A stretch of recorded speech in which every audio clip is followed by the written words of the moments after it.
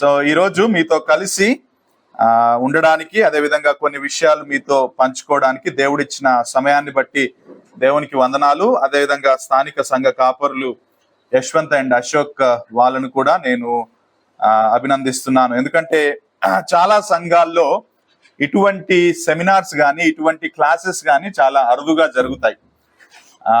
పెళ్లి చేయడానికి తాపత్రయపడినంతగా పెళ్లికి ముందే ప్రజలను సిద్ధపరిచే పరిచర్య చాలా సంఘాలు చేయవు. పెళ్ళైన తర్వాత వాళ్ళు ఇబ్బందులు పడుతుంటే, ఇరుకులు పడుతుంటే తర్వాత కూర్చొని వాళ్ళని ప్రార్థన చేయడం, వాళ్ళకు హెల్ప్ చేయడానికి ప్రయత్నం చేస్తారు. కానీ అతి ప్రాముఖ్యమైన వివాహంలోకి ఎంటర్ అవ్వడానికి ముందే ఏ విధంగా వాళ్ళను సిద్ధం చేయాలని చాలా సంఘాలు ఎక్కువగా దాని మీద దృష్టి ఉంచవు. కానీ ఒక ఆయన అంటాడు, యేసు ప్రభువును రక్షకుడిగా అంగీకరించడం అనేది చాలా ప్రాముఖ్యమైన, జీవితంలో అతి ప్రాముఖ్యమైన నిర్ణయం అయితే, రెండవ అతి ప్రాముఖ్యమైన నిర్ణయం ఏంటంటే నీ జీవిత భాగస్వామిని ఎన్నుకోవడం.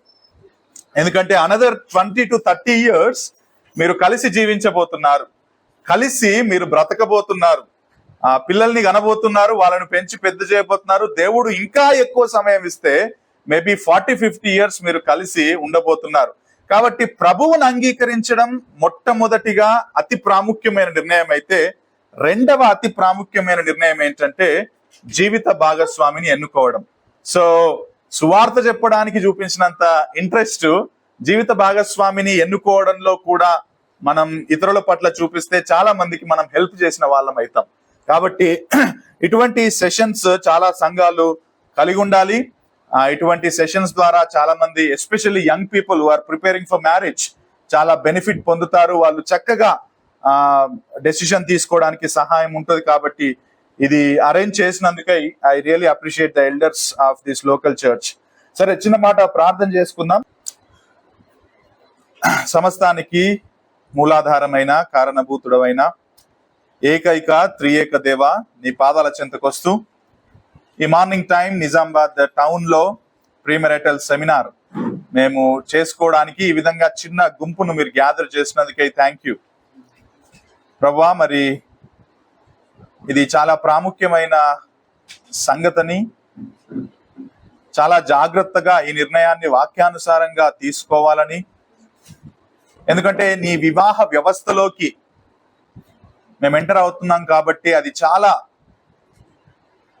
డిలిజెంట్ గా, ఫెయిత్ఫుల్ గా మేము నిర్ణయం తీసుకొని ఎంటర్ అవ్వాలని నీ వాక్యం బోధిస్తుంది. కాబట్టి ఈ ప్రాముఖ్యమైన సంగతులు మేమందరం కలిసి మాట్లాడుకోబోతుండగా మీ వాక్యం చేత మీరు మాట్లాడండి. ఇవి ఏవో బయట నుంచి వచ్చిన ఫిలసాఫికల్ ఆర్గ్యుమెంట్స్ కావు. ఒకవేళ అవి మేము మాట్లాడినా కొంతవరకు నచ్చుతాయేమో, తర్వాత మా జీవితాలు వాటి మీద కట్టబడవు. కాబట్టి మేము మీ వాక్యం దగ్గరికి వస్తున్నాం. వాక్యంలో మీరేం బోధించారో దానిలోంచి సూత్రాలను మేము తెలుసుకోబోతున్నాం. కాబట్టి మీరు మా హృదయాలను తెప్పరిల్ల చేయండి, మాతో మాట్లాడండి.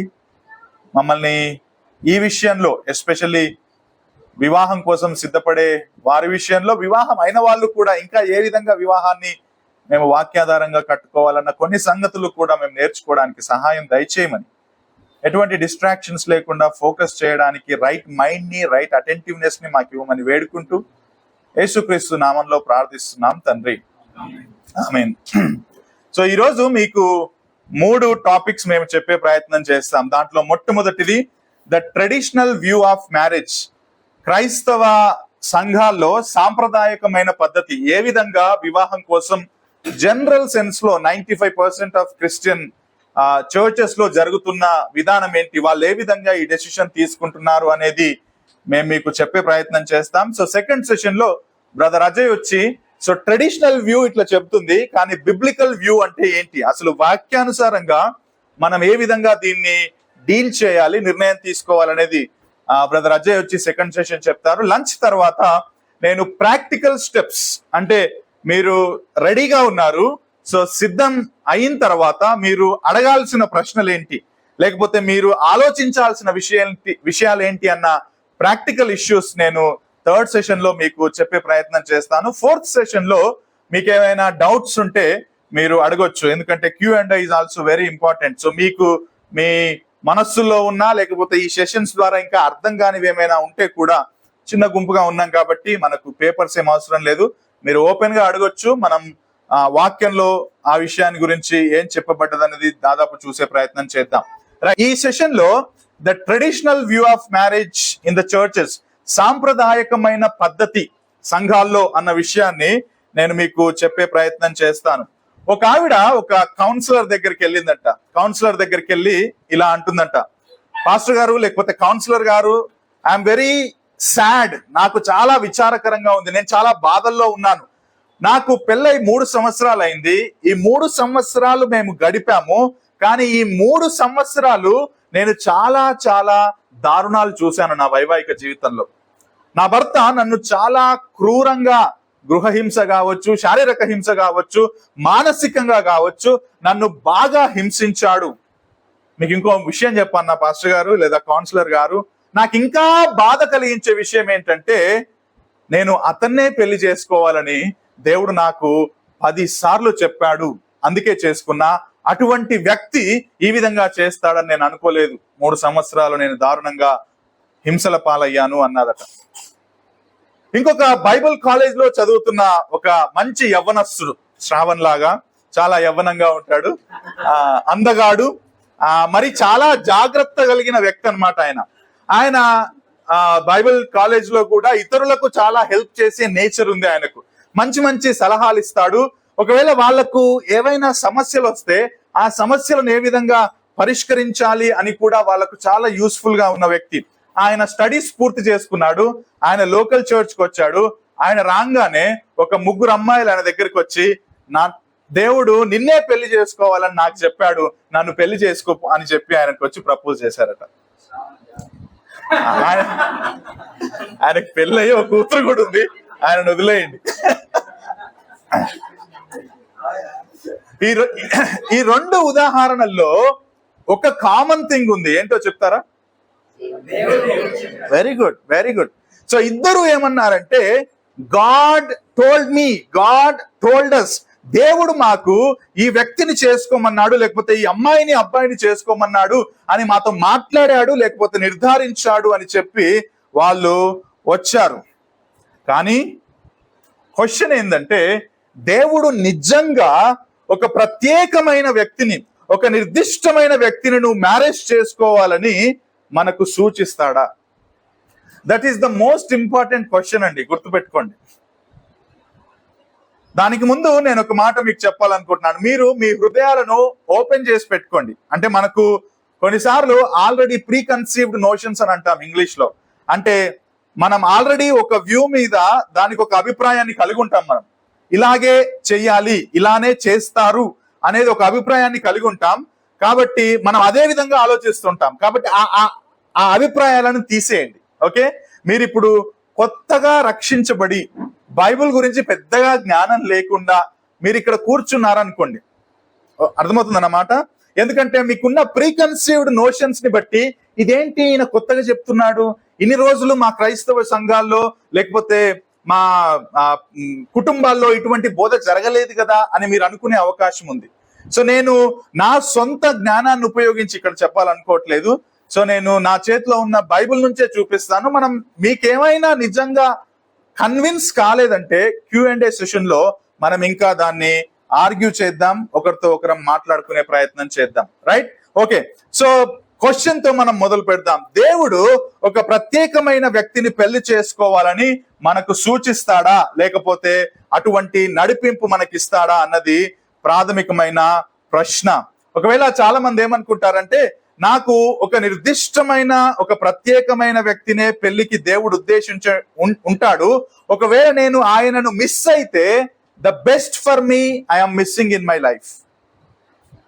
దేవుడు నా జీవితంలో ఉద్దేశించిన వ్యక్తి గనక నేను పెళ్లి చేసుకోకపోతే నేను బెస్ట్ ని కోల్పోతాను అని చాలా మంది ఆలోచిస్తా ఉంటారు. రెండవది ఏమనుకుంటారు, ఒకవేళ ఆ వ్యక్తి ఎవరో ఉంటే ఆ వ్యక్తిని తెలుసుకోవడానికి నాకు స్పెషల్ అవగాహన కావాలి నాకు, అది రెండవది. మూడవది, ఒకవేళ నిజంగా దేవుడు ఒక వ్యక్తిని పెళ్లి చేసుకోవాలని ఉంటే ఆ నిర్ధారణ కోసం నేను బాగా ప్రార్థన చేయాలి, నాకు దేవుడు కొన్ని సూచనలు చూపించాలి, నాకు దేవుడు కొన్ని గుర్తులను చూపించాలి, వాటి కోసం నేను బాగా వెతకాలి అని చెప్పి చాలా మంది ఆలోచిస్తూ ఉంటారు. ప్రార్థన చేయడం తప్పని నేను అనట్లేదు. సో మీరు ఎండ్కి వచ్చే వరకు మీకు క్లారిటీ వస్తుంది. కానీ ఇది జనరల్ అండర్స్టాండింగ్ చాలా మందిలో ఉన్నది అని చెప్పే ప్రయత్నం చేస్తాను. కాబట్టి 3 విషయాలు చూస్తారు. 3 things generally people think when they are ready for marriage. వివాహం కోసం సిద్ధమవుతున్నప్పుడు 3 విషయాలు చూస్తారు. దాంట్లో మొట్టమొదటిది ఏంటది? Inner peace. అంతర్గతంగా ఆ అమ్మాయిని చూస్తే లేకపోతే అబ్బాయిని చూస్తే నాకు దేవుడు ఈ అమ్మాయే ఈ అబ్బాయి అని చెప్పి అంతరంగంలో ఏమి ఇవ్వాలి? శాంతి ఇవ్వాలి. PEAC కోసం వెతుకుతారు. ఇష్టం వచ్చినట్టు నిర్ణయం తీసుకున్న తర్వాత PIECE అవుతుంది అనమాట తర్వాత, రైట్? సో ఆ పీస్ కోసం అప్పుడే వెతకొద్దు. ఓకే, సో అంతర్గతంగా శాంతి ఉండాలి నాకు అని చెప్పి చాలా మంది వెతుకుతారు. రెండవది, సరిపోదు, నాకు స్క్రిప్చర్స్ కావాలి. ఏం కావాలి? వాక్య భాగాలు కావాలి అని ఏం చేస్తారు? ఆ అమ్మాయి మనసులో ఉంటది, ఆ అబ్బాయి మనసులో ఉంటది, అదే దృక్పథంతో ఇట్లా ఓపెన్ చేస్తారు అనమాట. అక్కడ ఏదో వచనం ఉంటది. సో ఆ వచనం కాస్త క్రైస్తవ జీవితంలో నువ్వు ఎదగడానికి దేవుడు నీకు ఇస్తున్న వాగ్దానం సంబంధించిన ఏ అంశమైనా ఉంటే ఓకే, దేవుడు నాకు ఇస్తున్నాడు. ఒక వాక్య భాగం నేను ఒక ఆయన ఇట్లా తెరిస్తే న్యాయాధిపతులు 7:15 వచ్చిందంట. తీసి ఎవరైనా చదువుతారా? ఉందా? చదవండి.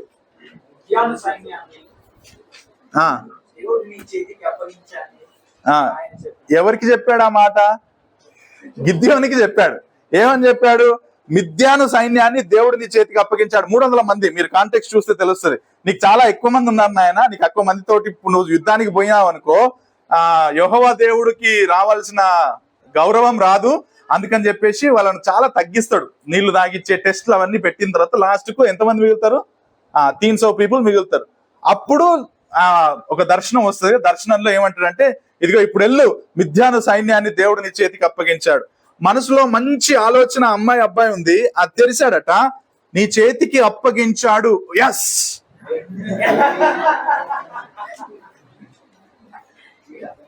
నీకు అప్పగించలే, ఓన్లీ గిదియోనికి అప్పగించాడు. సో యూజింగ్ స్క్రిప్చర్స్, వాక్య భాగాలను మనకు తగ్గట్టుగా అన్వయించుకోవడం, మన పరిస్థితులకు తగ్గట్టుగా అన్వయించుకోవడం చాలా డేంజర్.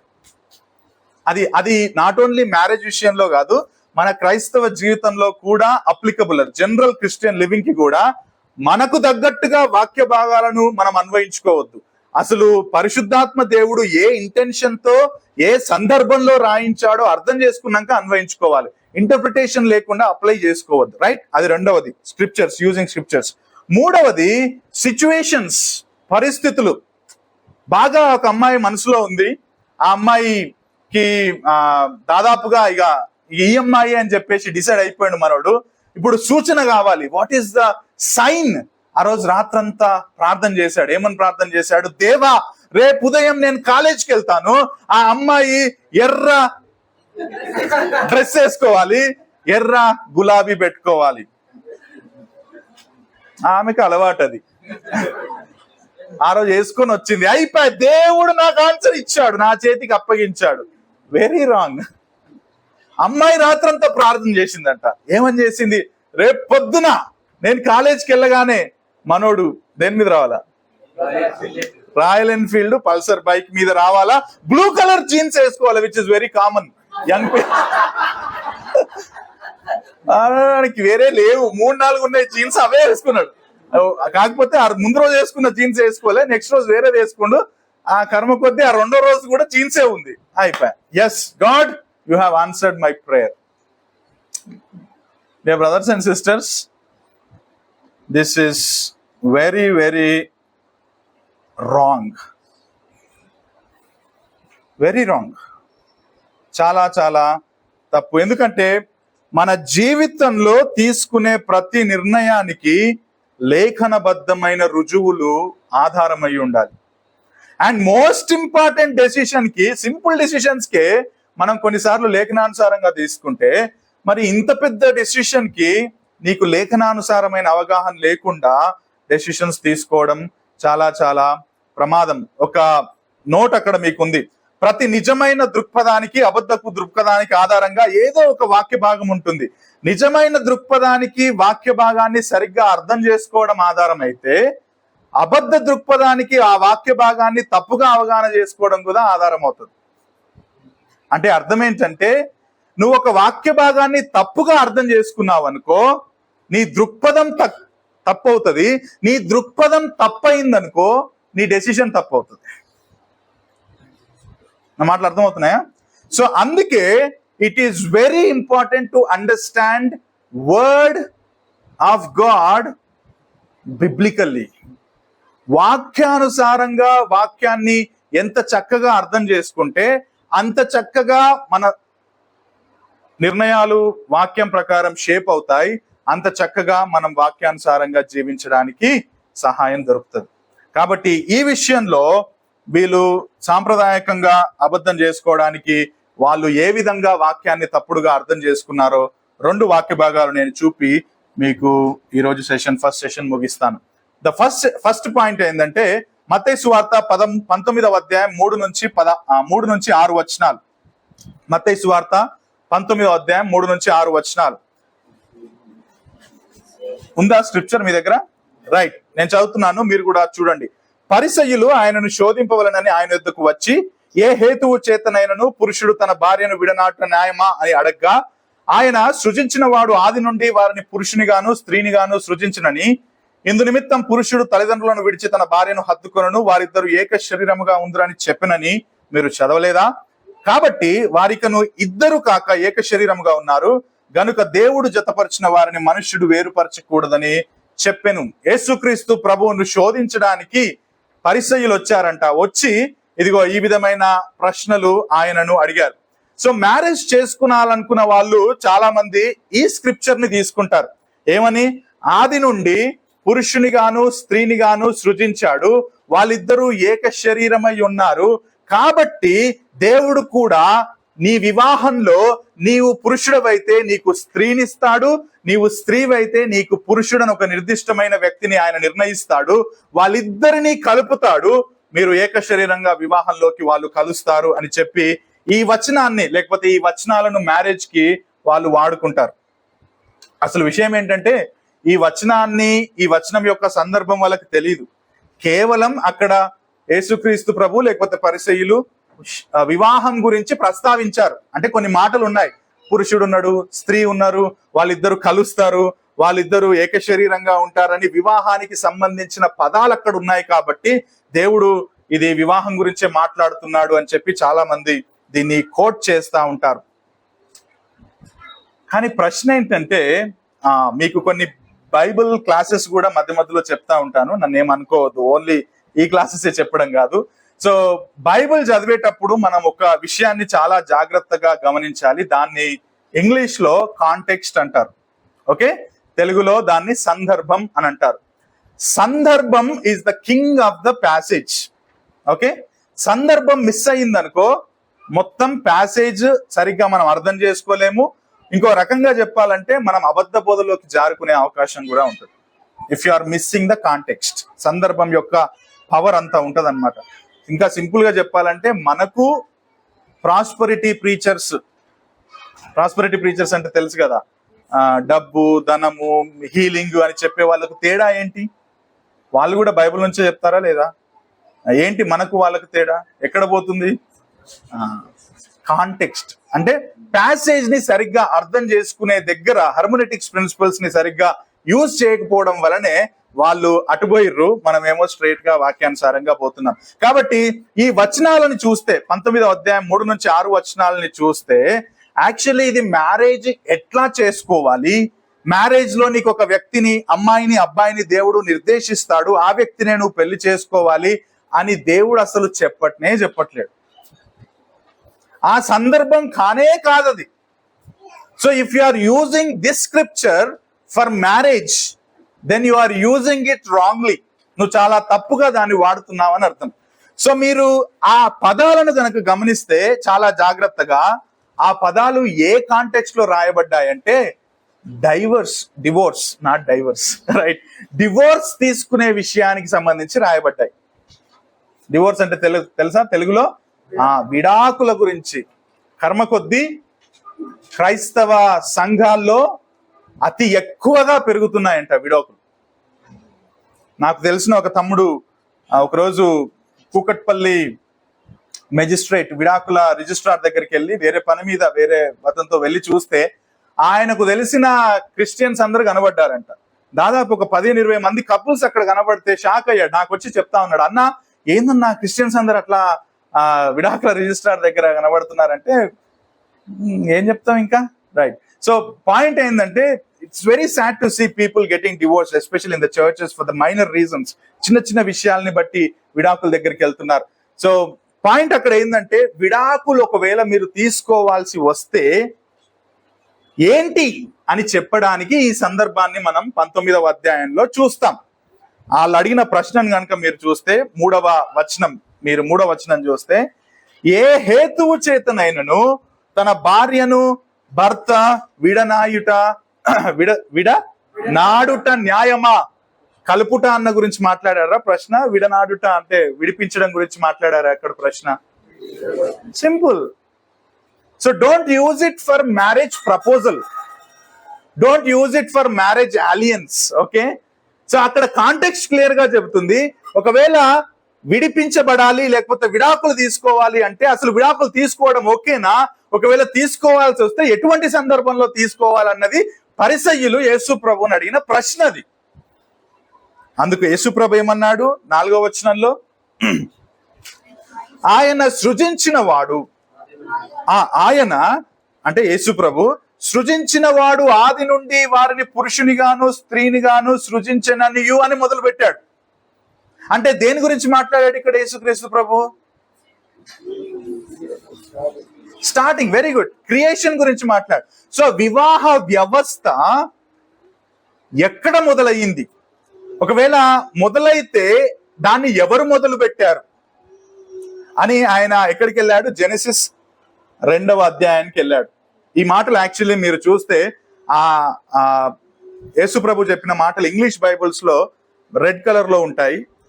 అవి ఆయన చెప్పిన మాటలు కాబట్టి మీరు దానిపైన రిఫరెన్సెస్ చూస్తే అవి actually is coating from book of Genesis 2వ అధ్యాయంలో చెప్పిన మాటల్ని కోట్ చేస్తున్నాడు యేసుక్రీస్తు ప్రభు అక్కడ. సో ఆయన ఏమంటున్నాడు? సృజించిన వాడు ఆది నుండి పురుషునిగాను స్త్రీనిగాను సృజించాడు. అంటే స్త్రీ పురుషులను అనే 2 వ్యక్తులను దేవుడు చేశాడని మొదలు పెట్టాడు, రైట్. దాని తర్వాత 5వ వచనం దగ్గరికి వస్తే, ఇందు నిమిత్తం పురుషుడు తన తల్లిదండ్రులను విడిచి తన భార్యను హత్తుకొనును, వారిద్దరూ ఏక శరీరముగా ఉందరు. మళ్ళీ is coating from book of Genesis. So అక్కడ పురుషుడు స్త్రీల సృష్టి గురించి 4వ వచనంలో చెప్పాడు. 5వ వచనం దగ్గర రాగానే వాళ్ళిద్దరిని ఏక శరీరంగా చేశాడు అని కూడా చెప్పాడు. So the institute of marriage ఎక్కడ మొదలైందంటే ఇక్కడ మొదలైంది. వివాహ వ్యవస్థ ఎక్కడ మొదలైందంటే ఈ 5వ వచనంలో, లేకపోతే జెనెసిస్ 2వ అధ్యాయంలో దేవుడు వాళ్ళిద్దరిని ఒక దగ్గరికి తీసుకుని వచ్చినప్పుడు ఇన్స్టిట్యూట్ గురించి మాట్లాడుతున్నాడు. సో ఏం చెప్తున్నాడు ఆన్సర్? ఫస్ట్ పురుషుడు స్త్రీలను దేవుడు చేశాడనేది 4వ వచనంలో చెప్పాడు. 5వ వచనంలో వాళ్ళిద్దరిని వివాహంలో ఐక్యపరుస్తాడు అని చెప్పాడు. అది చెప్పిన తర్వాత ఇప్పుడు ఆన్సర్ దగ్గరికి వస్తున్నాడు. 6వ వచనం. ఇప్పుడు వాళ్ళ క్వశ్చన్ కి ఆన్సర్ ఏంటంటే, కాబట్టి దేవుడు వాళ్ళను పురుషుడిగా స్త్రీగా చేశాడు, దేవుడు వాళ్ళిద్దరిని ఏక శరీరంగా వివాహంలో జతపరిచాడు, కాబట్టి వారికను ఇద్దరు కాక ఏక శరీరముగా ఉన్నారు. సో వివాహంలో ఐక్యత గురించి అక్కడ యేసుక్రీస్తు చెబుతున్నాడు. అంటే పాయింట్ ఏంటంటే, he is not talking about how you can choose a life partner, but how you can become one body. ఒక్క శరీరంగా మీరు వివాహంలో ఏ విధంగా ఉండబోతున్నారన్నదే చెబుతున్నాడు, కానీ మీరు ఏ విధంగా వివాహ వ్యక్తిని చూస్ చేసుకోవాలనేది అక్కడ చెప్పట్లేదు. మాటలు అర్థమవుతున్నాయి అనుకుంటా. దాని తర్వాత, కనుక దేవుడు స్థాపించిన దానికి బదులుగా విడాకులు ఇవ్వకూడదు. So that is the context. దేవుడు ఏక శరీరంగా చేశాడు, వాళ్ళిద్దరిని సృష్టించాడు, వివాహ వ్యవస్థను మొదలు పెట్టాడు. కాబట్టి ఇప్పుడు దేవుడు జతపరిచిన వారిని మనుషులు వేరు చేయకూడదు. So permanency in the marriage, unity in the marriage గురించి మాట్లాడుతున్నాడు, కానీ ఇక్కడ how to choose your life partner గురించి దేవుడు మాట్లాడట్లేడు. So if you are missing the context, you are missing your application అనేది ఈ వాక్య భాగం ద్వారా మనం చూడొచ్చు. దేవుడు వివాహం కోసం మనతో వ్యక్తిగతంగా మాట్లాడతాడు అన్నది మనం ఈ స్క్రిప్చర్ నుంచి డ్రా చేసుకోకూడదు. రైట్. రెండవ అతి ప్రాముఖ్యమైన ఇంకొక, ఫస్ట్ది చాలా తక్కువ మంది వాడతారు, కానీ తక్కువ మంది వాడినా మీకు దాని గురించి చెప్పాలని ఆ స్క్రిప్చర్ మనం పెట్టాము. అతి ప్రాముఖ్యంగా వాడే స్క్రిప్చర్ ఇది. ఏంటది? ఇస్సాకు మరియు రెబ్కా. ఆడికి వెళ్ళిపోతారు, ఇక ఇమ్మీడియట్ గా జెనసిస్కి వెళ్ళిపోతారు. ఒకసారి 24వ అధ్యాయం తీద్దామా, జెనసిస్ 24 ఒకసారి తీద్దామా. రైట్. చాలా పెద్ద స్టోరీ కదా, మనకు టైం అంతా అవుతుంది కాబట్టి నేను మీకు సింపుల్ గా అక్కడక్కడ పారాఫ్రేజ్ చేసి చెప్పే ప్రయత్నం చేస్తాను. అబ్రహాము బాగా ముసలోడు అయిపోయాడు, బాగా కాలం గడిచి వృద్ధుడైపోయాడు. ఆయన కొడుకుకు పెళ్లి చేయాలనుకున్నాడు. పెళ్లి చేయాలనుకుంటే ఆయన తన ఇంట్లో ఉన్న ఒక సర్వెంట్ ని పిలిచాడు. పిలిచి చాలా వియర్డ్ ఉంటది అనమాట. ఏం చేస్తాడు? తొడ కింద చేయి పెట్టమంటాడు. సో మీకు డౌట్ రావచ్చు, అదేంటి వెరైటీ ఉంది అని. అప్పట్లో ప్రమాణం చేయడానికి అట్లా చేసేవాళ్ళు అనమాట. సో తొడ కింద చేయి పెట్టి, ఇదిగో ఇక్కడున్న మన ప్లేస్ లో ఉన్న వాళ్ళలోంచి నా కొడుకు పిల్లలు అవసరం లేదు, నా కుటుంబం నుంచి, నా తెగ, నా జాతి నుంచి నా పిల్లోడికి నువ్వు కోడల్ని తీసుకురావాలి. కాబట్టి ఇదిగో ఈ ప్లేస్ కి నువ్వు వెళ్ళి అక్కడ నా ప్రజలందరూ ఉన్నారు, వాళ్ళలోంచి నా కొడుక్కి కోడల్ని తీసుకురా అని చెప్పేసి ఎవరిని పంపిస్తాడు? తన సేవకుడైన ఎబినేజర్ ని పంపిస్తాడు. సో ఈసారి పోతాడు. చాలా దూరం పోయిన తర్వాత ఆ ప్లేస్ కి వెళ్తాడు. వెళ్ళిన తర్వాత ఆయన ప్రార్థన చేసుకుంటాడు. ఆయన ప్రార్థన కూడా చాలా భలే ఉంటది. అసలు నేను పలానా ప్లేస్ కి వెళ్ళాను, ఇదిగో నాతో పాటు ఒంటెలు వచ్చాయి, నాకు మాత్రమే కాదు నా ఒంటెలకు కూడా ఎవరైతే నీళ్ళు ఇస్తారో ఇంకా నేను తీసుకుంటా. ఎవరిని? ఆమెను. ఎవరికి? మా సార్ వాళ్ళ కొడుక్కి తీసుకుంటా అని చెప్పి ప్రార్థన చేస్తాడు. అంతలో మేడం వస్తుంది, రిప్కమ్మ వస్తుంది. రిప్కమ్మని అడుగుతాడు, నాకు నీళ్ళు ఇస్తావా తల్లి అంటే, ఈయన అడక్క ముందే నీకే కాదు నీ ఒంటెలకు కూడా ఇస్తా అంటది. మొత్తానికి ఆయనకు నీళ్ళు ఇస్తుంది, ఆ తర్వాత ఒంటెలకు నీళ్ళు ఇస్తుంది. మనోడు నీ పేరేంటని అడుగుతాడు. ఆమె ఫలానా సో అండ్ సో నాహోర్ అని చెప్తుంది. అరే కనెక్ట్ అయింది, దేవుడు నాకు భలే ఆన్సర్ ఇచ్చాడు అని చెప్పేసి అక్కడనే మళ్ళొకసారి దేవునికి కృతజ్ఞతలు చెల్లిస్తాడు. ఈ మెల్లి వాళ్ళ ఫాదర్ కి చెప్తుంది, వాళ్ళు వస్తారు. మొత్తానికి మ్యారేజ్ ప్రపోజల్ ఇంటికి తీసుకుపోయి స్టార్ట్ అవుతుంది. రైట్.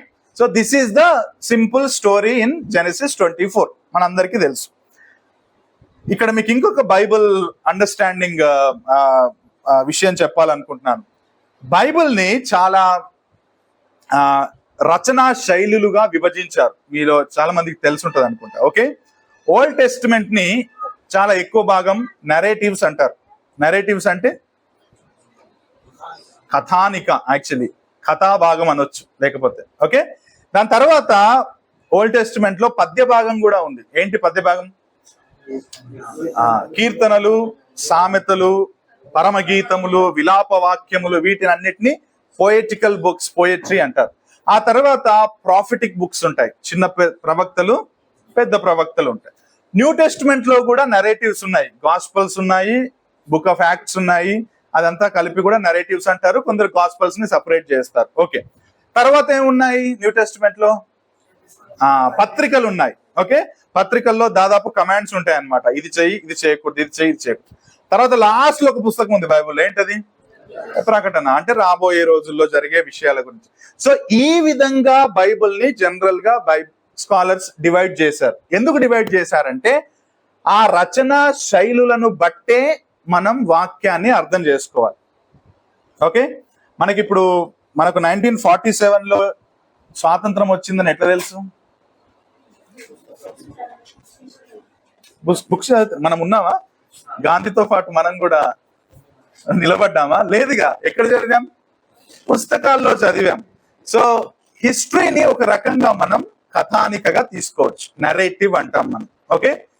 సో బైబిల్లో ఈ ఆది కాండము లేకపోతే ఆ పాత నిబంధనలో ఉన్న చాలాది కూడా దట్ ఈస్ అ హిస్టరీ లేకపోతే నరేటివ్. మన భాషలో చెప్పాలంటే నరేటివ్. అండ్ ఈ నరేటివ్ కల్పిత కథ కాదు. మళ్ళీ సినిమాకి ముందు టైటిల్ వేస్తారు కదా, ఏమనేస్తారు? కానీ ఇది ఇక్కడ వర్తించదు. ఓకే, ఇది కల్పితం కాదు, ఇక్కడ అన్ని వాస్తవాలే. ఒకవేళ అది నమ్మట్లేదు అనుకో, ఈ సెమినార్ మీరు విని కూడా వేస్టే, అసలు ఇక్కడికి వచ్చి waste. Okay, Bible is a real word of God. దేవుని వాక్యము 2 తిమోతి 3:16 ఆ మాట ఉంటది, దైవావేశము వలన కలిగిన ప్రతి లేఖనము దేనికి? ఉపదేశించడానికి, సరిదిద్దడానికి, ఖండించడానికి, నీతి యందు శిక్ష చేయడానికి మనకు ప్రయోజనకరమై ఉన్నది. సో దేవుని వాక్యము పాత నిబంధనలో అయినా కొత్త నిబంధనలో అయినా అది దేవుని ఆత్మ చేత, అంటే దేవుని మాట చేత కలిగింది, అది మన జీవితాలకు చాలింది. ఓకే, సఫిషియన్సీ అండ్ ఇన్స్పిరేషన్ అంటాం. సరే, నేను ఎందుకు ఆ మాట చెప్తున్నానంటే, ఇదిగో పాత నిబంధనలో కూడా జరిగిన ఈ విషయం దేవుడు ఉద్దేశించి రాయించింది, అది నిజంగా జరిగింది. రైట్? సో నరేటివ్స్ లో మనం అర్థం చేసుకోవాల్సింది ఏంటంటే, దేవుడు నరేటివ్స్ లో ఏం జరిగిందో చెబుతాడు, కానీ మనం అదే విధంగా చేయాలని చెప్పడు. ఈ ప్రిన్సిపల్ అర్థం చేసుకోండి. ఏంటది? మళ్ళీ చెప్పండి. అక్కడ ఏం జరిగిందో రాయబడ్డది మన కోసం, అంతేగాని మనం ఏం చేయాలని ఆ 24వ అధ్యాయంలో ఎక్కడ కూడా ఆజ్ఞాపించబడలేదు. నరేటివ్స్ లో ఆ విధంగా కూడా మనం ఎప్పుడు తీసుకోకూడదు. Until and unless there is a clear instruction that you have to do it అని చెబితే, దాన్ని కరెక్ట్ గా ఎక్సిజీసస్ చేసిన తర్వాత నూతన నిబంధన క్రైస్తవులుగా అది మనం ఏ విధంగా అప్లై చేసుకోవాలో అనేది ఆలోచించాలి తర్వాత. కానీ డైరెక్ట్ గా ఓల్డ్ టెస్టిమెంట్ లో ఉన్న కథానికల నుంచి తీసుకొని నేను అప్లై చేసుకుంటా అంటే కుదరదు. ఎందుకు కుదరదు అంటే మీకు కొన్ని ఎగ్జాంపుల్స్ చెప్పే ప్రయత్నం చేస్తా. అబ్రహాంకి ఎంతమంది భార్యలండి?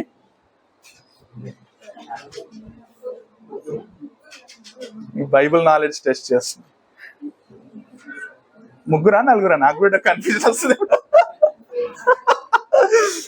నాకు తెలిసి 2. 3?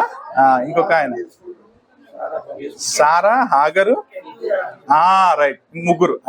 సరే, తర్వాత ఇంకా ఎక్స్ట్రా స్టడీ చేయండి, ఇంకెవరన్నా ఇంకొకరు దొరుకుతుండొచ్చు. ఓకే, సో ఎందుకు అసలు హాగర్ని ఎందుకు చేసుకున్నాడు? సారా తీసుకొచ్చింది. ఎందుకు? రీజన్ ఏంటి?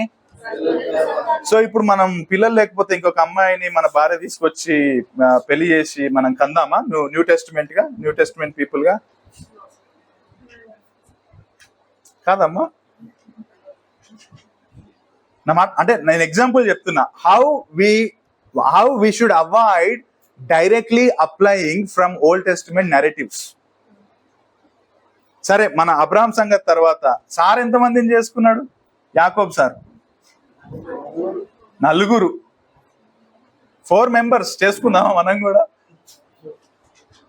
ఒకరు నచ్చలేరు అనుకో, పెళ్లి చేసుకున్నాక వచ్చే నువ్వు నాకు నచ్చలేదని చెప్పేసి ఇంకొక అమ్మాయిని చేసుకోవచ్చా మనం? సో డోంట్ టేక్ డైరెక్ట్లీ అని చెప్పడానికి మీకు ప్రయత్నం చేస్తున్నాను. అంతెందుకు, ఇంకోసారి ఉన్నాడు పెద్ద ఆయన, ప్రధానమంత్రి యోసేఫ్. ఎవరిని చేసుకున్నా తెలుసా? She was an unbeliever, gentile, యూదా మతానికి చెందిన ఆమె కాదు అసలు. ఫరో కూతురు కదా ఆమె చేసుకుంది. ఓకే, సో ఇది జెంటైల్ ఒక రకంగా. సో క్రైస్తవులు మరి ఇప్పుడు మనం అవిశ్వాసం పెళ్లి చేసుకుందామా? ఉన్నారు కదా మన ముందు స్టార్ వాల్డ్స్.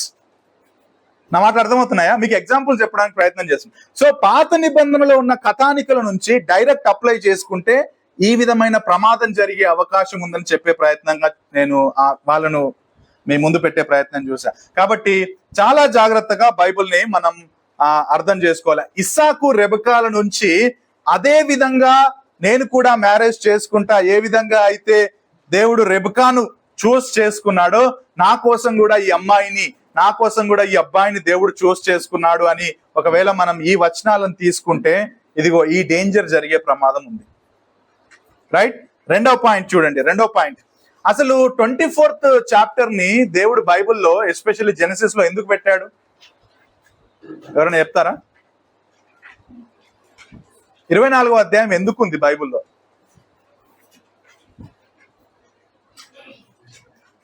మనం ఏ విధంగా మ్యారేజ్ ఇస్సాకుకు రెబెకా ఎట్లయితే దొరికిందో ఆ విధంగా ఒక అమ్మాయిని అబ్బాయిని చూస్ చేసుకోవడానికి ఆ అధ్యాయం లేకపోతే ఆ పుస్తకం ఉందా, లేకపోతే ఇంకేదైనా పర్పస్ ఉందా? బిలీవర్ని చేసుకోవాలని ఉందా? సూపర్. ఇంకా ఆలోచించండి కొంచెం.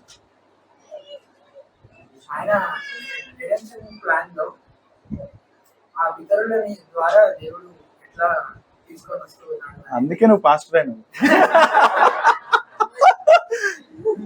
అందుకే అయ్యిండు. Very good, that's a good answer and that is the right answer and only answer. దేవుడు అబ్రహామును, ఆ తర్వాత ఇస్సాకును, ఆ తర్వాత యాకోబును, ఆ తర్వాత యోసేపును, ఆ లీనియేజ్ అంతటిని తీసుకొచ్చి తద్వారా ఎవరిని తీసుకురావడానికి ప్లాన్ చేశాడు? ప్రభువైన యేసు క్రీస్తును మానవ పాప విమోచన కోసం ఈ లోకానికి తీసుకురావడానికి, వాళ్ళను ఒక పితరులుగా ఆ విధంగా వాడుకునడానికి మాత్రమే ఈ విషయాలన్నీ బైబిల్లో పెట్టాడు. కానీ ఆ ఉదంతాన్ని తీసుకొచ్చి ఈ విధంగా నువ్వు అమ్మాయిని చూస్ చేసుకోవాలి, ఈ విధంగా నువ్వు అబ్బాయిని చూస్ చేసుకోవాలని వివాహ పాఠాలు బోధించడానికి ఆ అధ్యాయం అక్కడ పెట్టలేడు. So the big picture of the Bible is not about your marriage. ముందు దాంట్లోంచి బయటికి రావాలి.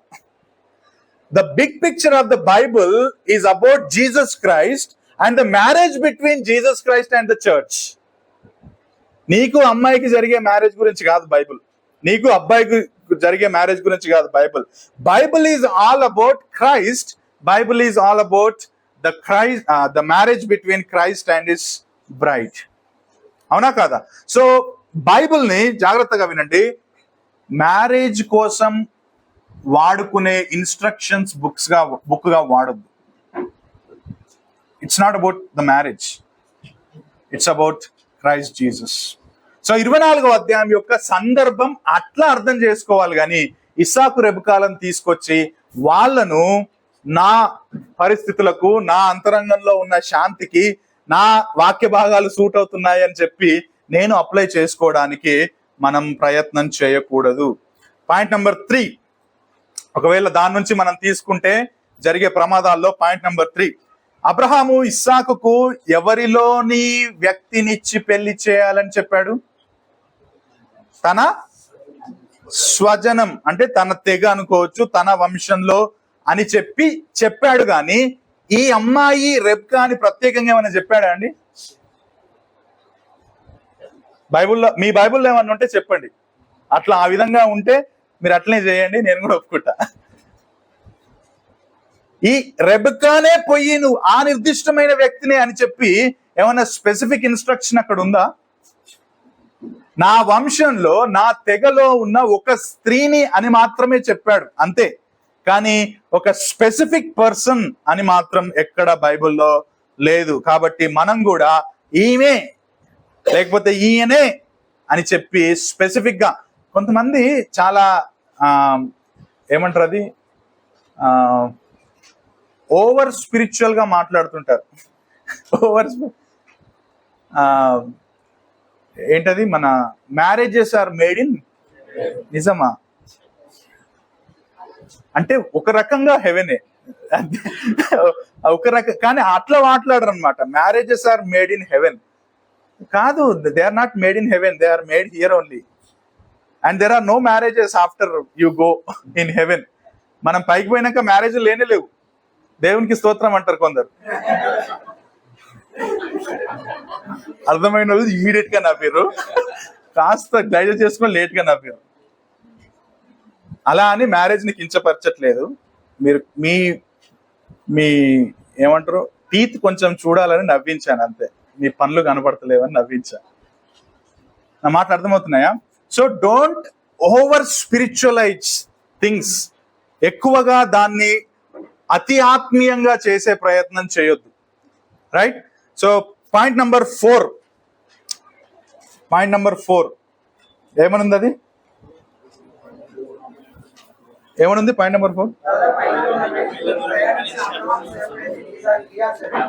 Right right. 7వ వచనంలో ఆ మాట ఉంటుంది. సో అబ్రహాము ఇస్సాకు ఉదంతం నుంచి గనక మనం లైఫ్ పార్ట్నర్ ని చూస్ చేసుకోవాలనుకుంటే మన ముందు ఎవరు నడవాలా?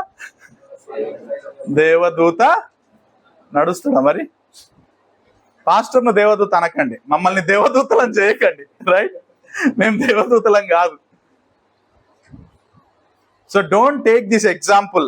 ఒకవేళ అది నిజంగా జరగాలంటే నీవు నీ భాగస్వామిని కలవడానికి ముందుగా నీ ముందు కూడా దేవదూత వెళ్ళాలి.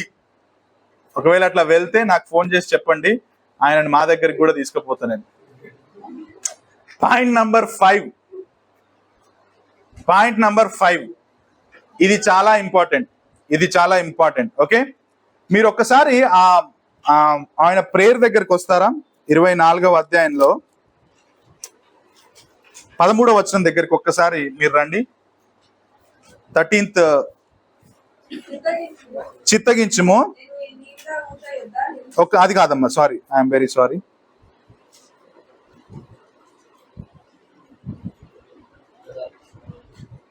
అదే, సారీ అమ్మా, కంటిన్యూ అమ్మా. ఇది ఎవరి ప్రార్థన? సేవకుని ప్రార్థన. ఆ ప్లేస్కి వెళ్ళాడు, ప్రార్థన చేస్తున్నాడు. కాబట్టి దయచేసి నీ కడవను వచ్చమని నేను చెప్పగా, నీవు త్రాగుము, నీ ఒంటెలకు నీళ్లు పెట్టేదనని ఏ చిన్నది చెప్పునో ఆమె నీ సేవకులైన ఇస్సాకు కొరకు నీవు నియమించినదై ఉండును గాక. అందువలన నీవు నా యజమానుని మీద అనుగ్రహం చూపితివని తెలుసుకొందునని. సో ఈయన ప్రార్థన ఏం చేస్తున్నాడు అంటే, నా ఎదురుగా అమ్మాయిలు వస్తున్నారు, ఇప్పుడు నాకు దాహం వేస్తుంది, ఎవరైతే నేను నీళ్ళు అడగగానే నీకును నీ ఒంటెలకు నీళ్ళు ఇస్తుందో నేను ఆమెనే అని చెప్పి సూచనగా తీసుకుంటా అన్నాడు. సో మీరు కాంటెక్స్ట్ చూస్తే మీకు అది కూడా ఇచ్చాను నేను. ఎన్ని మైళ్ళ దూరం అని చూసాం పైన, అప్పటిదాకా మధ్యలో లేదు. ఎందుకంటే మనలాగా ఇప్పుడు మధ్యలో చలివేంద్రాలు లేవు కదా, అప్పుడు అంతా ఎడారి అది. ఓకే, సో నీళ్లు కానీ వాటికి మధ్యలో తాగడానికి కూడా ఎక్కువ లేవు. అప్పటికే చాలా రోజుల నుంచి అవి చాలా దాహంతో ఉన్నాయని బైబిల్ హిస్టోరియన్ చెప్తా ఉన్నాడు. ఒంటెలు కొన్ని రోజులుగా నీళ్లు తాగలేవు. అండ్ ప్రతి ఒంటె దాదాపు 95 లీటర్స్ నీరు తాగుతుందట. 95 లీటర్స్. ఇప్పుడు ఆమె బావి ఉంది కదా, ఆ బావిలోంచి తీసే పాత్రలు, వాటిని ఏదో అంటారు గ్యాలన్స్ లాగా కౌంట్ చేస్తారనమాట. ఆ ఒక్కొక్క పాత్రలో 11 లీటర్స్ పట్టేవట. 11 లీటర్స్ ఆఫ్ వాటర్ పట్టేది. సో బావి చాలా లోతుగా ఉండేది, కిందికి వెళ్ళడానికి మెట్లుండేవి. దానికి 16వ వచనంలో ఆ మాట ఉంది. 16వ వచనంలో ఆమె బావిలోనికి దిగిపోయి కడవను నీళ్లతో నింపుకొని ఎక్కి రాగా అని ఉంది. సో ఇప్పుడు క్యాలిక్యులేట్ చేస్తే 10 ఒంటెలు ఉన్నాయి, ఒక్కో ఒంటె 95 లీటర్ల నీళ్లు తాగుతుంది. కానీ ఈమె తెచ్చే దాంట్లో 11 లీటర్లే పడతాయి. కాబట్టి ఈయనకు మరియు ఆ 10 ఒంటెలకు కావలసినంత నీళ్లు ఒకవేళ రిబ్కా ఆమెకి ఇవ్వాలంటే, ఆ ఒంటెలకు ఇవ్వాలంటే దాదాపు 80 నుంచి 100 సార్లు కిందికెళ్ళి ఆ గ్యాలన్ నుంచి వాటర్ తీసుకొచ్చి ఆ ఒంటెలకు పోయాల్సి వచ్చింది. దాదాపు దీనికి 2 నుంచి 3 గంటల సమయం పట్టేది అని ఒక ఆయన క్యాలిక్యులేట్ చేసి చెప్పాడు. బైబుల్లో లేదు. That's a general understanding and we can believe it, because మనలాగా క్యాలిక్యులేషన్స్ లేవు అప్పుడు మనలాగా మిషన్ భగీరథ లేవు, కాకతీయ లేవు. ఆ బావుల్లోంచే తేయాలి, ఆ పాత్రలు అట్లా ఉండేవి, అట్లనే పోయాలి వాటర్ కూడా. సరే, ఇదంతా స్టోరీ నేను మీకెందుకు చెప్తున్నా అంటే, ఆయన చేసిన ప్రార్థనకి ఇది రిలేటెడ్ కాబట్టి. 14వ వచనంలో ఆయన ఏమని ప్రార్థన చేశాడంటే, నాకు దాహం వేస్తుంది, నాకు దాహానికి నీళ్ళిచ్చిన అమ్మాయి ఎవరైతే ఉందో ఆమె అని చెప్పి ఆగిపోలేదు. ఏమన్నాడు అక్కడ? Is very intelligent fellow. ఏమన్నాడు తెలుసా? నాకును ఒంటెలకు నీళ్లు అంత టైం పడుతుంది, అంత కష్టపడాలని ఎబినేజర్ కూడా తెలుసు, ఎలియాజర్ కూడా తెలుసు. ఎందుకు తెలుసు అంటే, is also one among them. ఆయన కూడా అదే ప్రదేశంలో ఉన్నాడు, ఒంటెలను పట్టుకొని వచ్చాడు. ఆయన ఇంటి దగ్గర అబ్రహాం దగ్గర ఉన్నప్పుడు కూడా ఒంటెలకు ఆ విధంగా చేసేవాడు, రైట్? మొత్తానికి he knows. But see the prayer request, నా ఒంటెలకు కూడా పోయండి అని అంటే అర్థం ఏంటంటే, he want to see the qualities of a person. ఏంటా క్వాలిటీ? ఎంత పేషెన్స్ ఉండాలండి. 80 నుంచి 100 సార్లు కిందికి దిగి పైకి తీసుకొచ్చి, ఒకటి పేషెన్స్, రెండవది హాస్పిటబుల్ ఆతిథ్యం. ఆయన అడిగిండా? ఏమడిగిండు ఆయన? ఇట్లా ప్రార్థన చేశాడు, కానీ అడిగింది ఏంటి? నాకు ఈ వాటర్ అన్నాడు. ఆమె ఏమన్నది? నీకే కాదు నాయన, నీ వెనకాలన్నా. So that is called love, hospitable heart అంటారు. అండ్ బైబుల్లో from the beginning we can see hospitality is wonderful ministry అనేది మనం చూస్తాం, ఆతిథ్యం ఇవ్వడం అనేది.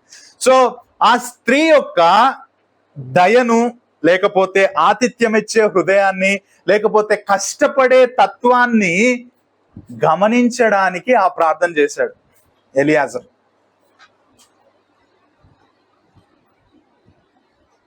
ఒకవేళ నిజంగా లైఫ్ పార్ట్నర్ ని చూస్ చేసుకోవడానికి ఈ మొత్తం ఉదంతాన్ని వాడాలని మీరు అనుకుంటే, ఇగో ఈ ఉదంతాన్ని మాత్రమే వాడాలి.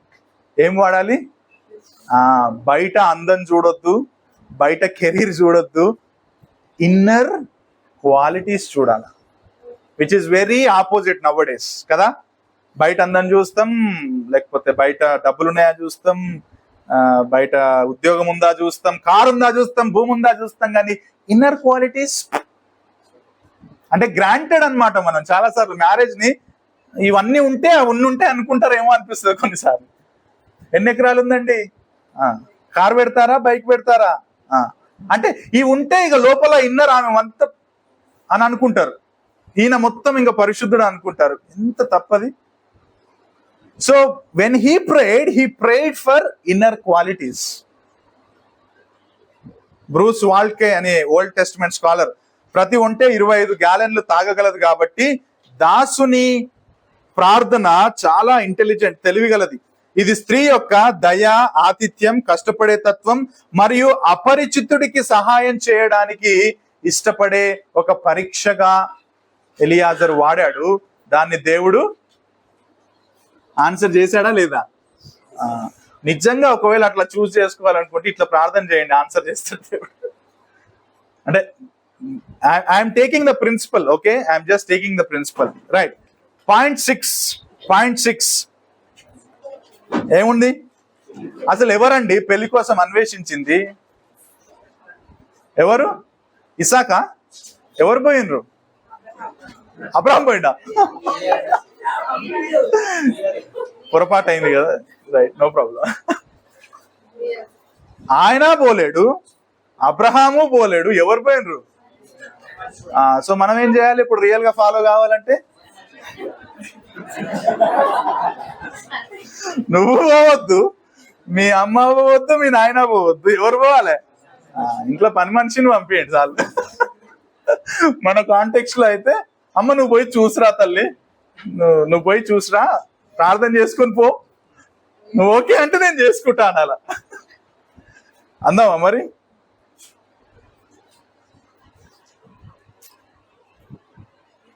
నా ఇవన్నీ ఎందుకు ప్రూవ్ చేస్తున్నానంటే, నీ లోపల ఉన్న వాటిని స్క్రిప్చర్ కి పెట్టి ఇదే అని చెప్పి కన్క్లూడ్ కావద్దు అని. నీ పరిస్థితులు, లేకపోతే నీ వాక్య భాగాలు, నీ అంతరంగంలో శాంతి, వీటన్నింటినీ పెట్టుకొని this is the life partner, లేకపోతే స్క్రిప్చర్ ని నీకు తగ్గట్టుగా కోట్ చేసుకొని ఇస్సాకు రెబెకాది కూడా చేసుకొని నువ్వు నీ లైఫ్ పార్ట్నర్ ని చూస్ చేసుకోవద్దని మీకు ప్రూవ్ చేయడానికి చెప్తున్నాను, రైట్. Point number 7. ఎవరు ఇప్పుడు? ఈయనెవరు? ఇదంతా జరిగింది ఎవరికి? అబ్రహాం కొడుకు. ఇప్పుడు సారా అట్లా రెబెకాను పెళ్లి చేసుకుండు కదా, ఇప్పుడు నెక్స్ట్ ఆయన కొడుకు పుట్టిండు. ఏం పేరు ఆయన పేరు? యాకోబు. ఇస్సాకు తెలుసు కదా మనకు స్టోరీ. సరే, యాకోబు విషయానికి వస్తే ఏమైంది యాకోబు విషయం? అది కూడా ఒకసారి చూడండి. 23వ అమ్మాయి పేరు కావాలన్నారు కదా అబ్రహాముకు, కెతూరా. 25వ అధ్యాయం 1వ వచనం. థ్యాంక్ యూ, కెతూరాని యాడ్ చేశారు. అది వదిలే ఇప్పుడు. 28 చాప్టర్ 28 జెనసిస్ 28 చూడండి. ఇస్సాకు యాకోబును పిలిపించి, నీవు కనాను కుమార్తెలలో ఎవతును వివాహం చేసుకోవద్దు. నీవు లేచి పద్దనరాములోనున్న నీ తల్లికి తండ్రి అయిన బెతూయేలు ఇంటికి వెళ్ళి అక్కడ నీ తల్లి సహోదరుడగు లాబాను కుమార్తెలలో ఒకదానిని వివాహము చేసుకోమని అతనికి ఆజ్ఞాపించాడు. అసలు అబ్రహాం ఎవరిని పంపాడండి? ఆ ఇస్సాకు పాటించిందా? అర్థమైందన్న మాట. ఇస్సాకు, ఇప్పుడు ఇస్సాకు తీసుకొచ్చింది ఎవరు? ఇస్సాకు రెబ్కాని ఎలియాజర్ పట్టుకొచ్చిండు. ఓకే, సేవకుడు తీసుకొని వచ్చిండు. ఇప్పుడు ఈయన తన కొడుకు ఆజ్ఞలు ఇస్తుండు, పోయి చూస్ చేసుకోమని పంపించిండు ఆ సేవకుని. ఎవరిని పొమ్మంటున్నాడు? నువ్వే పో, నీ తల్లికి తండ్రి అయిన బెత్తుయేలు ఇంటికి వెళ్ళి భార్యను తెచ్చుకోమని అని అన్నాడు. అంటే ఈవెన్ ఈయన కనీసం సేవకుణ్ణి వెంబడించమని కూడా చెప్పలేదు. నీకు ఎలియేజర్ పోయినట్టుగా ఇక్కడ ఒక సర్వెంట్ పోతాడు, సర్వెంట్ పోయి ఒక ఆమెను చూస్తాడు, పద్దనరాంలో ఉన్న మన జాతిలో మన తెగలో ఉన్న వాళ్ళని చూస్తాడని చెప్పేసి కనీసం ఇన్స్ట్రక్షన్ కూడా ఇవ్వలేదు. రైట్? సో ఐఎమ్ జస్ట్, నేను ఏం చేస్తున్నా అంటే, సీ హౌ ఇన్కన్సిస్టెంట్. ఇది ఏం చెప్తుందంటే ఇదంతా ఇలా జరిగింది అని చెబుతుంది అంతే, ఇలా నువ్వు చెయ్యి అని చెప్తలే. అర్థమవుతుందా? ఇలా జరిగింది, అలా చూస్ చేసుకున్నారు, అలా దేవుడు ఉద్దేశించాడు, కానీ మీరు ఇలా లైఫ్ పార్ట్నర్ ని చూస్ చేసుకుంటున్నామని మాత్రం ఇక్కడ చెప్పట్లేదనేది మాత్రమే నేను పాయింట్ చేద్దాం అనుకున్నాను. పాయింట్ 8, 8వ పాయింట్ దగ్గరకు వస్తే, వాళ్ళిద్దరు ఎవరండి అసలు? రిబ్కా రాహేలు. మరి చేసుకుందాం మనం కూడా అన్బిలీవర్స్ ని? చేసుకోవచ్చా? According to the new testament, can we marry an unbeliever? No. ప్రభువు నందే అని ఉందా లేదా? 1 కొరింథీ 7వ అధ్యాయం, ప్రభువు నందే. అక్కడ వచనాలు కూడా ఉన్నాయి. యెహోషువ 24:2, యెహోషువ జనులందరితో ఇట్లనను, ఇశ్రాయేలు దేవుడైన యెహోవా చెప్పునదేమగా, ఆది కాలము నుండి మీ పితరులు అనగా అబ్రహామునకును నాహోరుకును తండ్రి అయిన తేరాహు కుటుంబీకులు నది, ఆ నది ఏంటంటే యూఫ్రటీస్ నది అద్దరిని నివసించు ఇతర దేవతలను పూజించారు. అసలు అబ్రహాం దేవుడిని దేవుడు పిలవడానికి ముందు మన సార్ విగ్రహారాధికుడు, మంచిగా విగ్రహాలను పూజించే క్యాండిడేట్ అన్నమాట. ఆదికాండం 35:2లో కూడా ఉంది, యాకోబు తన ఇంటి వారితో తన యొద్ద ఉన్న వారందరితోనూ మీ యొద్ద ఉన్న అన్య దేవతలను పారవేసి మిమ్మల్ని మీరు శుద్ధిపరచుకొని మీ వస్త్రాలు మార్చుకోనండి. So they were still worshipping the idols. So if you are taking Isaac and Rebekah as an example to choose your life partner, then this will come into the picture. నువ్వు కూడా నేను కూడా అవిశ్వాసం చేసుకోవడానికి ఏమాత్రం వెనుకంజ వేయద్దు. చేద్దామా మరి? చేయకూడదు. రైట్. పాయింట్ నంబర్ 9, చివరిది. ఒకవేళ ఇదే ప్యాటర్న్ అయితే, ఈ ప్యాటర్న్ ద్వారానే లైఫ్ పార్ట్నర్ ని చూస్ చేసుకోవాలని ఉంటే, దాని తర్వాత ఎవరైనా బైబిల్లో దీన్ని పాటించారా? మోషే పాటించాడా? యెహోషువ, దావీదు, సొలొమోను ఎవరైనా సేమ్ ఇటువంటి పరిస్థితిని, లేకపోతే ఇటువంటి బ్యాక్గ్రౌండ్, ఈ విధమైన అండర్స్టాండింగ్ తో లైఫ్ పార్ట్నర్ ని చూస్ చేసుకోవడం అనేది పాటించారా? ఒకవేళ నిజంగా దేవుడు ఈ విధంగా లైఫ్ పార్ట్నర్ ని చూస్ చేసుకోవాలని గనక ఉద్దేశించి ఉంటే, don't you think this should be followed by every biblical figure in the Bible? అర్థమైందన్నమాట. దేవుడు ఉద్దేశించాడు అనుకో, అంటే దేవుడు మ్యారేజ్ ఇట్లా చేసుకోవాలని దేవుడు ఇట్లా ఉద్దేశిస్తే, ఇక మ్యారేజ్ చేసుకున్న వాళ్ళందరూ పాత నిబంధనలో కొత్త నిబంధనలు అట్లా చెయ్యాలి కదా కంపల్సరీ. ఎవరైనా చేసిర్రా మరి? So the point is, Genesis 24 is not about how to choose your life partner. This is not about God showing you a particular person for your marriage. దేవుడు, కొంతమంది ఇంతకుముందు అన్నాను కదా, కొంతమంది స్పిరిచువలైజ్ చేస్తారని, ఇన్నర్ పీస్ లేకపోతే సిచ్యువేషన్స్ అంటారు. ఇంకొందరు కళల దగ్గరికి కూడా వెళ్తారు. ఆ అమ్మాయి గురించి బాగా ఆలోచిస్తాడు, అబ్బాయి గురించి బాగా ఆలోచిస్తాడు. ఆబ్వియస్ గా if you think a lot about a person are a thing, that will come in your dreams. నువ్వు రోజంతా సినిమా చూడు, ఒకటే సినిమా 4 సార్లు చూడు, రాత్రి పండుకో, నీకు మళ్ళీసారి సినిమా చూపిస్తుంది నీ mind. What goes through your eyes, that will come in your dream. Obvious అది. నువ్వు రోజంతా ఆమెను చూసినావు, రాత్రి పడుకోగానే ప్రార్థన చేసుకున్నావు, ప్రార్థన చేసుకొని పడుకోగానే నీకు కలలం వచ్చింది, అరే ప్రార్థన చేయగానే దేవుడు కలలో దర్శనం ఇచ్చాడని పొద్దుగా లేచి కన్ఫర్మ్ చేసుకుందాం.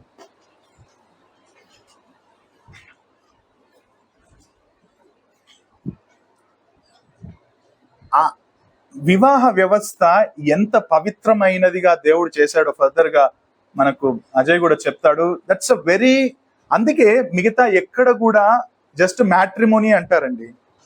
క్రిస్టియన్సే ఏమంటారు? హోలీ మ్యాట్రిమోనీ అంటారు. That's is very holy. వివాహము చాలా ఘనమైనది, పవిత్రమైనది. అంటే కాంటెక్స్ట్ వేరే అనుకోండి అక్కడ, కానీ there is a principle to draw. It's very holy. ఎందుకంటే దేవుడు చేశాడు. ఎప్పుడు చేశాడు? ఆది కాండంలో సృష్టి చేసినప్పుడే దేవుడు పుట్టిన వివాహ వ్యవస్థ. దాంట్లోకి ఎంటర్ అవ్వడానికి ముందు దేవుని జ్ఞానం కోసం, దేవుని క్లియర్ బిబ్లికల్ నడిపింపు కోసం మనం ఆధారపడకుండా మనకిష్టమైన వాటిని ఆలోచిస్తూ, మనకిష్టమైన వాటి గురించి ఆలోచిస్తూ దేవుణ్ణి మధ్యలో తీసుకొచ్చి దేవుడు ఈమెనే లేకపోతే ఈయననే నాకు నిర్ణయించాడు అని చెప్పడం అనేది that is very very unbiblical. And దానివల్ల చాలా ప్రమాదం జరుగుతుంది. ప్రాక్టికల్ గా యాజ్ అ మ్యారేజ్ కౌన్సిలర్ గా, మ్యారేజ్ అయిన తర్వాత అట్లా చేసుకొని వచ్చి మళ్ళీ నా దగ్గరకు వచ్చి ఇబ్బందులు పడి మాట్లాడిన అనుభవంతో చెప్తున్నాను, డోంట్ బీ హేస్టీ. హేస్టీ అంటే తెలుసా? త్వరపడకండి. There is a process to go. వివాహం చేసుకోవడానికి ఒక ప్రాసెస్. మీకు 3rd చాప్టర్ లో దానికి ప్రాక్టికల్ ఎగ్జాంపుల్స్ చెప్తాను నేను చాలా క్లియర్ గా. కానీ పాయింట్ ఏంటంటే, సాంప్రదాయకమైన పద్ధతిని అనుసరించి దేవుడు కళల ద్వారా లేకపోతే పరిస్థితుల ద్వారా సడన్ గా ఓపెన్ చేస్తే ఒక బైబిల్ స్క్రిప్చర్ ద్వారా, అండ్ అసలు వివాహం గురించి కాదు, దాన్ని పక్కన పెట్టండి. మీ జీవితంలో దేని గురించి మీరు నిర్ణయం తీసుకోవాలనుకున్నా ఎప్పుడు కూడా ఇట్లా ఓపెన్ చేసి మీకు ఒక స్క్రిప్చర్ కనిపిస్తే దాన్ని అప్లై చేసుకోకండి. Don't do that. That is very unhealthy way of applying the word of God. దేవుని వాక్యాన్ని కవర్ టు కవర్ చదవాలా, వాక్యం లోపలికి మనం వెళ్ళాలా. సో ఎప్పుడైతే వెళ్తామో దేవుడు మనకు అంతరంగంలో ఆ జ్ఞానం ఇస్తాడు. ఆ జ్ఞానాన్ని బట్టి డెసిషన్ తీసుకుంటాం. ఒక ఆయన ఈ మాట అంటాడు, ఈ మాట చెప్పి నేను క్లోజ్ చేస్తాను. If there is an instruction in the Bible, బైబుల్లో ఒక క్లియర్ కమాండ్ ఉందనుకో, ఏం చేయాలి? మనం ఏం చేయాలి? నోరు మూసుకొని ఎస్ లార్డ్, నిన్ను వల్ల నీ పొరుగు వారిని ప్రేమించు, ఎస్ లార్డ్, ఆతిథ్యమీయ మరువకు, yes Lord. Instructions, clear commands. Okay, when there is no instruction in the Bible, okay, clear instruction లేదు, అప్పుడు ఏం చేయాలో తెలుసా? ఒక ఆయన అంటాడు, బైబిల్ స్కాలర్ అంటాడు, ఆయన పేరు టోబ్రిష్ అని. ఆయన ఏమంటాడు తెలుసా? when there is no clear instruction, use your God given wisdom. Don't use scripture there. Scripture వాడొద్దని ఎందుకు చెప్తున్నానంటే, కాంటెక్స్ట్ కి విరుద్ధంగా నువ్వు స్క్రిప్చర్ వాడే అవకాశం ఉంటుంది అక్కడ. If you are using God given wisdom, within the context వాడతావు నువ్వు. So if there is a clear command, obey it. When there is no clear command, use your wisdom. So simple గా దేవుడు ఎవరిని పెళ్లి చేసుకోవాలని బైబిల్లో ఉంది? అంతకు మించి ఇంకెవరినన్నా చేసుకో, ఆమె అందం చూడు, ఈయన బ్యాంక్ బ్యాలెన్స్ చూడు, ఈయన బైక్ చూడు, కారు చూడు, లేకపోతే ఇంకా ఏమైనా చూడని ఇంకెక్కడైనా బైబిల్లో ఉందా? ఎక్కడైనా ఉందా? There is only one instruction in the Bible which is in 1 Corinthians, which says ప్రభువునందు మాత్రమే ఏం చేయాలి? సో ఆ లైఫ్ పార్ట్నర్ నీకు ప్రభువునందు ఉండాలి. అంటే అర్థం ఏంటంటే, he should be a genuine believer. మనం అందరికి బిలీవర్ అంటే కామన్ అండర్స్టాండింగ్. చర్చ్కి వెళ్తే బిలీవర్, మంచిగా పాటలు పాడితే బిలీవర్, క్రైస్తవ కుటుంబంలో పుడితే బిలీవర్ కాదు. క్రైస్తవ కుటుంబంలో బిలీవర్స్ పుట్టరు, క్రైస్తవ కుటుంబంలో పాపులు పుడతారు. అర్థమవుతుందా? సిన్నర్స్ పుడతారు, బిలీవర్స్ పుట్టరు. బిలీవర్స్ ఎప్పుడు అవుతారంటే, వాళ్ళు పెద్దగా అయినాక వాళ్ళ పాపం బట్టి ప్రభు దగ్గరికి వచ్చి పాప క్షమాపణ ప్రభు దగ్గర ఒప్పుకొని నిజంగా రక్షించబడితే బిలీవర్స్ అవుతారు. కానీ ఆటోమేటిక్ గా బిలీవర్స్ ఎవరు కాదు. నాకు 3 పిల్లలు, వాళ్ళు బిలీవర్స్ కాదు. ఇంగ్లీష్ లో ఒక మంచి మాట ఉంటది, cute little sinners. Cute little sinners పెద్దగా అవుతారు, అప్పుడు క్రూయల్ బిగ్ సిన్నర్స్ అవుతారు. ప్రభు రక్షిస్తే అప్పుడు సెయింట్స్ అవుతారు. రైట్? సో విశ్వాసి అంటే ఎవరంటే జెన్యున్ గా పాప క్షమాపణ కోసం ప్రభు యొద్ద వచ్చి దుఃఖముతో ఆయన సన్నిధికి వచ్చి, దేవా నీవే దేవుడవు, నీవు తప్ప వేరే దేవుడెవరు లేరు అని చెప్పి అంగీకరించి ఈ వాక్యాన్ని చేతుపట్టుకొని వాక్యంలో ఉన్న ఆజ్ఞలను పాటిస్తూ సంఘంతో అంటుకట్టబడి నడిచేవాడే, లేకపోతే నడిచే అమ్మాయే క్రైస్తవురాలు, విశ్వాసి. కానీ జనరల్ గా బయటికి పోతున్న ప్రతి ఒక్కరు, సంఘానికి పోతున్న ప్రతి ఒక్కరు విశ్వాసులు కారు. సో నువ్వు విశ్వాసిని పెళ్లి చేసుకోవాలంటే ఇవన్నీ చూడాలా. అవి ఎట్లా చూడాలనేది థర్డ్ సెషన్ లో చెప్తాను నేను. కానీ పాయింట్ ఏంటంటే, సో ఇవన్నీ చూడకుండా ఓల్డ్ ఎవరో పెద్దమ్మ చెప్పింది, మా పెద్దనాన్న ఇట్లనే చూస్ చేసుకున్నాడు, లేకపోతే క్రిస్టియన్ సర్కిల్స్ లో ఇట్లా చేస్తారు, ఈ వచనాన్ని ఉపయోగిస్తారు, దీన్ని మాట్లాడతారు, ఇట్లా ప్రార్థన చేయాలి కానీ ఎట్లా ప్రార్థన చేయాలనేది మళ్ళీ మూడో సెషన్లో చెప్తాను మీకు. రైట్? సో ఇవన్నీ చేయకుండా ఈ వచనాలను మీ సిచ్యువేషన్ కి తగ్గట్టుగా వాడుకుంటే మీకు చాలా ప్రమాదం, చాలా ప్రమాదం. So don't be hasty in making decision. Go slow, take council and ఏమంటారు, వాక్యాన్ని సరిగ్గా అర్థం చేసుకొని మీరు డెసిషన్ తీసుకోవడానికి ప్రయత్నం చేయండి. సో రెండో సెషన్ లో ఇది సాంప్రదాయకమైన పద్ధతి, కానీ బిబ్లికల్ ఏంటి, అసలు బైబిల్ అనుసారంగా మనం ఒకవేళ తీసుకోవాలనుకుంటే ఎట్లా తీసుకోవాలనేది బిబ్లికల్ అండర్స్టాండింగ్ మనకు బ్రదర్ అజయ్ ఇస్తారు. So thank you so much. So God bless you.